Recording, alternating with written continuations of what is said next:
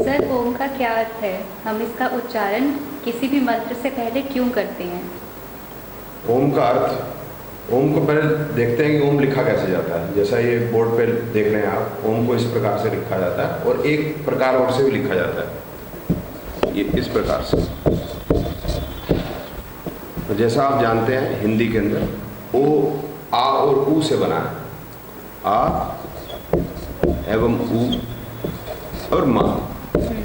तो ओम में 3 शब्दों का प्रयोग हुआ है, आ ऊ और माँ। समझ लेते हैं इन आ ऊ और माँ का अर्थ क्या है। माँ प्रयोग होता है, किया जाता है अग्नि तत्व के लिए। ऊ प्रयोग किया जाता है वायु तत्व के लिए और आ प्रयोग किया जाता है आकाश तत्व के लिए। जैसे आप जानते हैं 5 पंच तत्व होते हैं। पहला तत्व है पृथ्वी, जल, अग्नि, वायु और पृथ्वी, आकाश। और इसको भगवान भी माना गया। जैसे भगवान शब्द का अगर विच्छेद करें तो भा से भूमि, गा से गगन, वा से वायु, आ से अग्नि और ना से नीर। अब ये जो ओम है, ये शब्द कहाँ से आया कोई नहीं जानता। सबसे पहला शब्द होगा शायद ये। जितनी भी हेवनली बॉडीज हैं, जैसे पृथ्वी है, सूर्य है, ये जब चलायमान होते हैं, चलते हैं, तो ये शब्द उसमें से पैदा होगा। जैसे पृथ्वी है वह सूर्य के आसपास चक्कर काटती है, बुध है सूर्य के आसपास चक्कर काटता है और बाकी ग्रह भी जो है सूर्य के आसपास चक्कर काटते हैं। तो उसमें ये शब्द होता है ओम। इस प्रकार से सूर्य जो आकाशगंगा के आसपास चक्कर काटता है और भी तारे चक्कर काटते हैं, तो यही शब्द आता है ओम। इस ओम में ये 3 तत्व हैं, आकाश, वायु और अग्नि।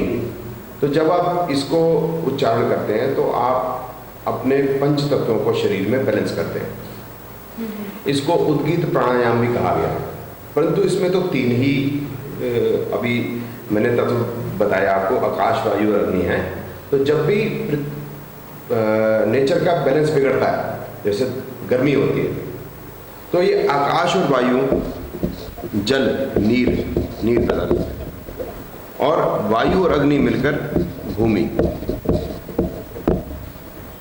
या पृथ्वी तत्व।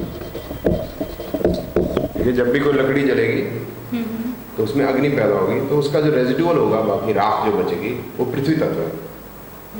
तो जब आप ओम का उच्चारण करते हैं तो इन 5 तत्वों को आप बैलेंस करते हैं। तभी ये कहा जाता है कि अगर हम किसी भी मंत्र से पहले ओम लगा दें तो उस मंत्र में मंत्र के उच्चारण में की गई कोई भी त्रुटि जो है वो समाप्त हो जाती है। एक तो ओम अपने आप में एक पूर्ण मंत्र है और साथ ही साथ हर मंत्र के आगे प्रयोग होता है, जैसा आप बता रहे हैं। चाहे वो मंत्रों के राजा गायत्री मंत्र हो, चाहे वो कोई और भी मंत्र हो, चाहे वो वैदिक मंत्र हो, चाहे वो तांत्रिक मंत्र। तो सब में ओम का प्रयोग अनिवार्य है, इसी वजह से अनिवार्य है। बेसिकली ये हमारे शरीर के अंदर के जो 5 तत्व हैं और जो नेचर के 5 तत्व हैं, इनको सिंक्रोनाइज करने में सिंक्रोनाइज करता है उसको।